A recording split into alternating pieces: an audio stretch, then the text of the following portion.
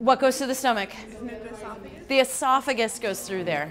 So the three sections that go through the diaphragm would be the aorta, the inferior vena cava, and the esophagus. So where the heart should be, right? We have this kind of an indentation, you could call it. What do we call that? The anatomage table is a digital cadaver.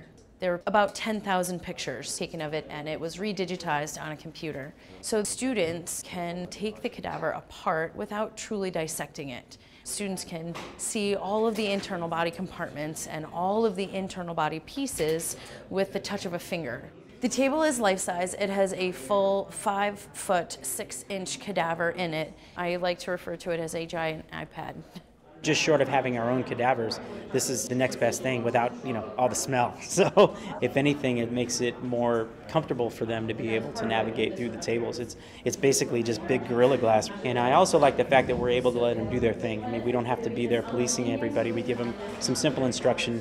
If they come up with some issues, we'll come around to help out. But it's all about exploration. Yeah, it's pretty cool when you get a chance to be able to hold one of those pens. So it really breaks it down, makes it more manageable, and you can really go in and see all the different layers. You can separate every single bit that you want to see. So if you want to see the vessels, they're all blue or red, whichever one you want to see. You don't see that in a body. It's completely different.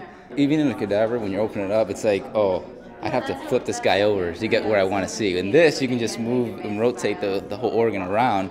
I'm finding them incredibly, great, unbelievably. I feel like I understand anatomy so much more because I can really cut into different ways that I wouldn't have been able to and see how different systems work together. What's this one called? We are using them in a team-based learning setting.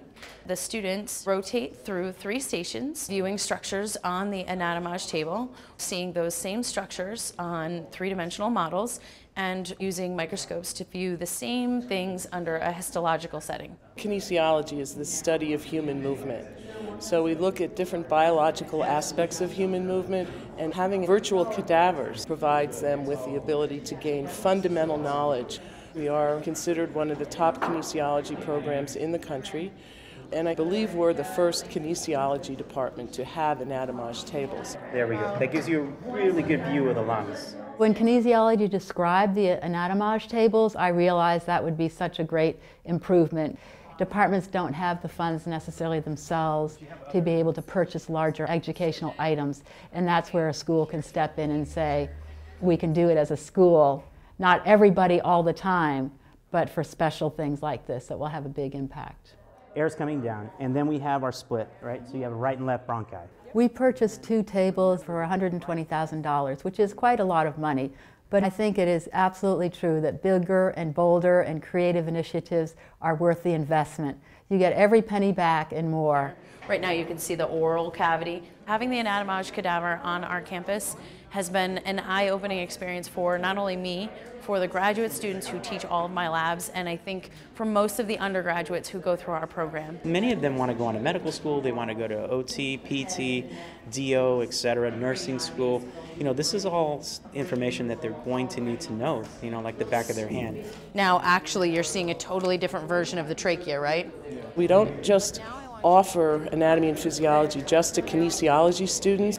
We also have students from a number of other majors, nursing, nutrition, biology students who can take advantage of this new technology.